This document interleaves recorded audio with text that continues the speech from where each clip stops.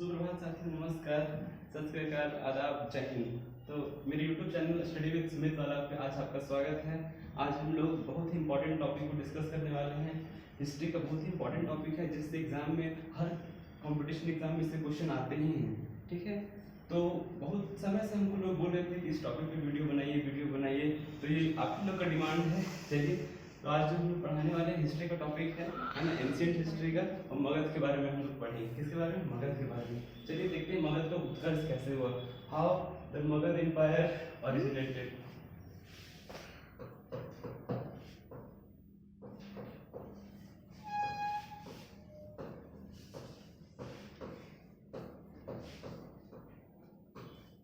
हाँ, तो हम लोग इसके बारे में देखेंगे मगध। तो मगध अभी के समय में देखें तो मगध कहाँ पड़ता है? हमारा बिहार वाले क्षेत्र में, है ना। मगध कहाँ पड़ता है? बिहार वाले क्षेत्र में। तो मगध का उत्कर्ष कैसे हुआ, इसमें कौन कौन से वंश आए हैं, इसका संस्थापक कौन था, ये सब चीज़ों के बारे में हम लोग जानेंगे। और सबसे प्राचीन वंश यानी सबसे पहला वंश जो आया था मगध में, वो कौन सा था? तो हर्यक वंश। कौन सा था?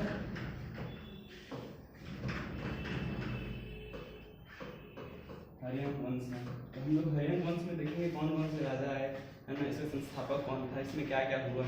तो सबसे पहले जो अगर इसका संस्थापक का बात करें तो हर्यक वंश के संस्थापक कौन हुए? राजा बृहद्रथ। कौन हुए? राजा बृहद्रथ, है ना। राजा बृहद्रथ को हर्यक वंश का संस्थापक बोला जाता है। ठीक है, और इन्होंने मगध की राजधानी कहाँ बनाई? राजगृह। कहाँ बनाई राजधानी? तो राजधानी मगध की इन्होंने राजगृह को बनाई। इसका पुराना नाम था राजब्रिज।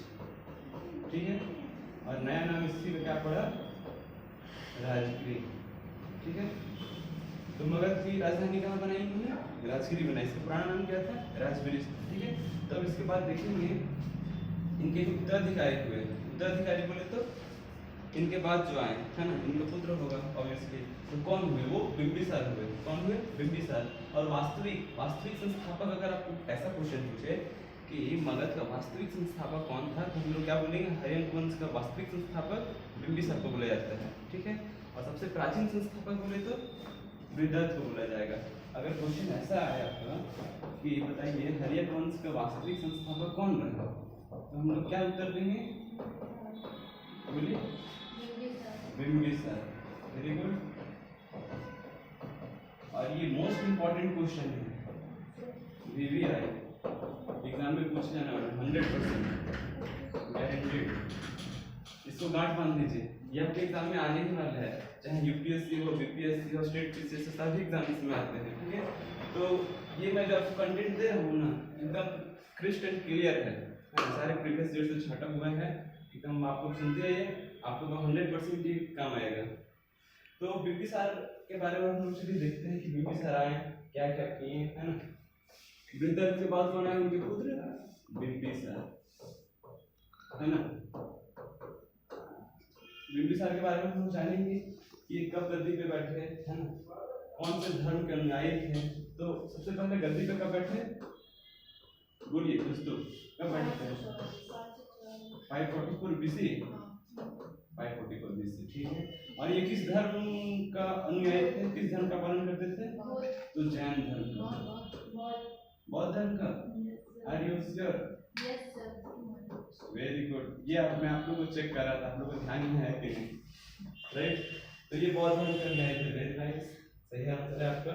उसके बाद देखेंगे कि ये पहले ऐसे राजा थे जो प्रशासनिक व्यवस्था को बहुत ही दृढ़ता पूर्वक सुधार में लाया है, बहुत ही बल दिया है प्रशासनिक व्यवस्था को सुधारने के लिए। ठीक है, उसके बाद एक अंग के राजा थे, उनका नाम था ब्रह्मदत्त।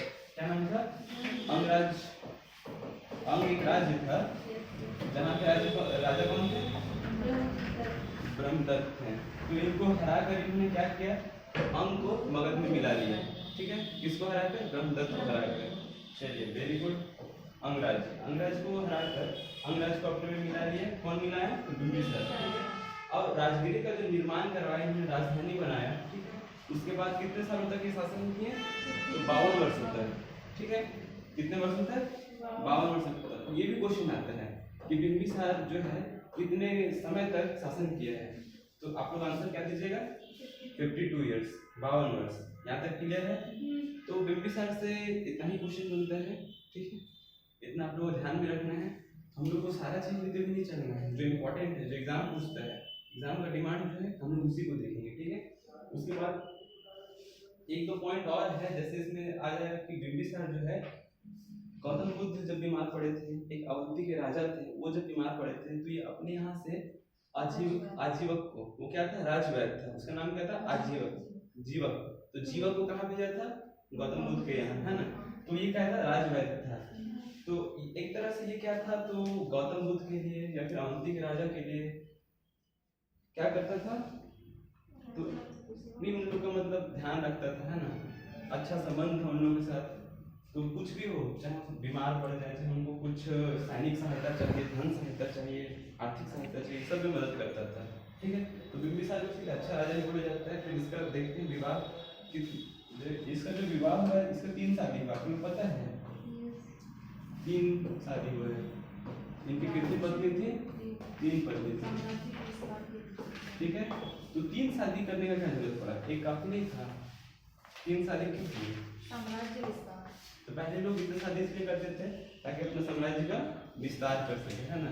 देख लिए कि उस राज्य की राजकुमारी, चलिए राजकुमारी को नहीं देखते थे, वो राज्य बहुत बड़ा है, वहाँ बहुत संपत्ति है, तो हम क्या करेंगे, उस राज्य को अपने में कैसे मिला सकते हैं, या तो वहाँ से युद्ध करके, या तो वहाँ के साथ अपना संबंध स्थापित करके। तो उन लोग क्या करते थे, शादी कर लेते थे, ठीक है। शादी कर लेने से क्या होता था, उनको वो भी राज्य उनके अंदर आ जाता था, उसी को हम लोग बोलते दहेज, दहेज जो मिलता है, ठीक है।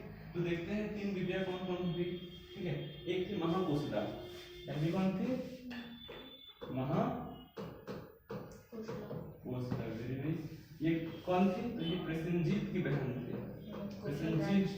प्रसेनजीत का नाम आप लोग सुना होगा, ठीक है। प्रसेनजीत की कौन थी, बहन थी। दूसरा कौन थे, चेलना कौन थी, चेटक की पुत्री, वेरी गुड, चेलना थी आपकी चेटक की पुत्री। चलिए, चेटक की पुत्री कौन, चेलना। और तीसरी पत्नी का नाम क्या था, तो क्षेमा। और क्षेमा कौन थी, वो राजकुमारी, कहाँ की राजकुमारी, मध्य देश की राजकुमारी। बस इसी तरह आपको याद रखते जाना है। एक तीसरी पत्नी क्षेमा थी, जो मध्य देश की क्या थी, राजकुमारी थी, ठीक है, मध्य देश की राजकुमारी थी। हिस्ट्री जैसा इंटरेस्टिंग सब्जेक्ट कुछ है कैसे, क्या कुछ कंसेप्ट लगता है, कोई प्रेशर रहता है नहीं, बस कहानी याद करना है ना। इतिहास क्या है, कहानी का वर्णन है, इतिहास में क्या घटा, क्या हुआ, कहानी के रूप में पढ़ो, इंटरेस्टिंग में सब समझ में आएगा, कोई लोड नहीं लेना है। इसमें कुछ पूछता है क्या, sin 90 का वैल्यू क्या होगा, cos 90 का वैल्यू क्या होगा, बस ठीक है। उसके बाद देखेंगे, अगर हम लोग मगध और मौर्य साम्राज्य उस समय की बात करें ना, तो उस समय क्या होता था, जितने भी राजा हुआ करते थे, सब पितृहंता बोला गया सबको, अपने पिता को मार देते थे गद्दी पे बैठने के लिए। तो इसी तरह कुछ बिंबिसार के साथ भी हुआ, क्या हुआ, इनके जो पुत्र थे, महान पुत्र, इनकी हत्या कर दी, ठीक है। और उनका नाम क्या था, अजातशत्रु, नाम भी इतना अच्छा था, बताइए, अजातशत्रु, ठीक है। तो इनके पुत्र अजातशत्रु इनकी हत्या कब किए थे, 493 ईस्वी में, कब, 493 ईस्वी में अजातशत्रु ने बिंबिसार की हत्या कर दी। और ये कौन थे, महान, ये महान नायक इनके पुत्र ही थे, कौन थे, पुत्र ही थे।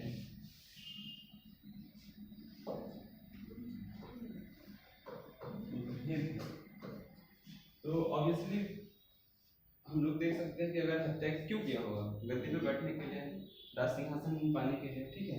तो यहाँ से पता चलता है कि बिंबिसार का कार्यकाल खत्म हुआ, अब कौन आएगा, अजातशत्रु आएगा। तो अजातशत्रु कब से आएगा, 493 ईस्वी से।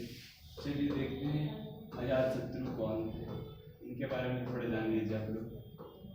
अजातशत्रु गद्दी पे कब बैठे, 493 ईस्वी, वेरी गुड।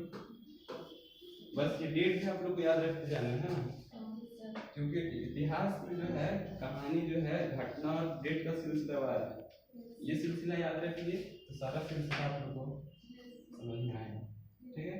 तो अजातशत्रु के बारे में हम लोग कुछ देखेंगे, ठीक है। अजातशत्रु जो था, उसका एक और नाम था, क्या नाम था, कुनिक, बचपन का नाम बोलो या उसका उपनाम बोलो, ठीक है। इसको पुण्य के नाम से भी हम लोग जानते हैं, ठीक है। और ये किस धर्म का अनुयायी था? जैन। ये भी आप लोग को याद रखना बहुत जरूरी है। मैंने आपको बताया था वृद्धर्थ में, वृद्धर्थ जो था उसका पुत्र कौन हुआ था? बिंबिसार। वो किस धर्म का अनुयायी था? बौद्ध धर्म का। अब उसका बेटा जो हुआ कौन? अजातशत्रु। ये जैन धर्म का हो गया। बताइए अभी के समय में ऐसा है क्या? नहीं। जो आपके माता पिता पूर्वज जिस धर्म से थे, अभी हम लोग उसी धर्म को मान्यता दे रहे हैं। एक अलग बात है कि हम लोगों को धर्म चुनने का या मानने का, धर्मांतरण करने का अधिकार है, ठीक है। लेकिन इस समय में तो लोकतंत्र था नहीं, है ना। तो अजातशत्रु जो है ना 32 वर्षों तक शासन किया, ठीक है। कितने वर्षों तक? 32 वर्षों तक। अजातशत्रु में भी ज्यादा कंटेंट नहीं है, बस वो 52 वर्षों तक किया था, ये 32 वर्षों तक किया है। और ये जो है एक लड़ाई लड़ा था, कहाँ? वैशाली। वैशाली का जो युद्ध हुआ था उस पर ये विजय पाया। किसकी सहायता से? तो इसका एक मंत्री था, उसका नाम क्या था? मंत्री का नाम वर्षकार, है ना। वर्षकार की सहायता से क्या किया? ये वैशाली पे विजय पाया था, ठीक है। और वैशाली को अपने अंदर मिला लिया। मंत्री का नाम था वर्षकार, ठीक है। अजातशत्रु के बारे में लोग पढ़े, ठीक है। अब अजातशत्रु के उत्तराधिकारी कौन हुए? उदयन। Very good. बस आप लोग को यही टर्म याद रखना है ना, कि हरियंक वंश आया, हरियंक वंश का संस्थापक, वास्तविक संस्थापक बिंबिसार हुआ, उसका उत्तराधिकारी अजातशत्रु हुआ, अजातशत्रु का उत्तराधिकारी उदयन हुआ, है ना। तो जैसे बिंबिसार को जैसे कौन मारा? अजातशत्रु। उसी तरह अजातशत्रु को कौन मारेगा? उसका बेटा मारेगा। इसलिए तो हम लोग बोलते हैं जैसा करोगे वैसा भरोगे, है ना। आप लोग को मारेगा, इसलिए जीव हत्या बंद करो। आप लोग जीव का हत्या करते हैं ना? चिकन का, मटन कहाँ से आता है? जीव हत्या करते हैं। तो ये चीज समझ में आ रहा है ना, जैसे करोगे वैसा मिलेगा, इन दिस लाइफ और द नेक्स्ट। चलिए तो हम लोग पता है किसके वो है? बीच बीच में जो है डायनासोर को जानते हैं ना? जी जी, उन्हीं से मिलते जुलते हैं चिकन। तो वो लोग पहले बहुत लोगों को खाए हैं, इसलिए हमारे उदयन आया। उदयन कब आया? 461 BC ना, गद्दी पे बैठा, ठीक है। 461 BC पे ये गद्दी पे बैठता है। चलिए तो चलिए उदयन के बारे में कुछ देखते हैं हम लोग, ठीक है। खुशी उदयन बनाएगी। उदयन जो है किसकी स्थापना की? तो पाटलिग्राम। इसी का नाम क्या पड़ा? बताइए।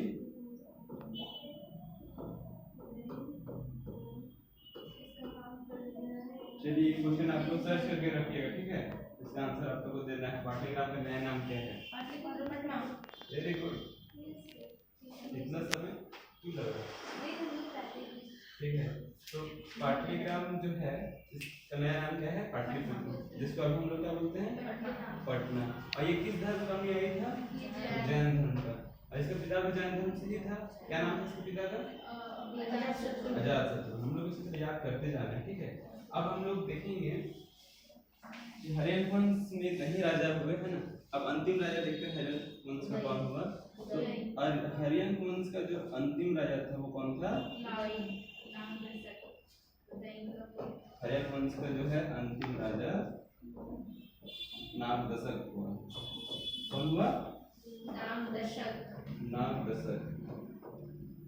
नाम इन लोगों का कितना अच्छा।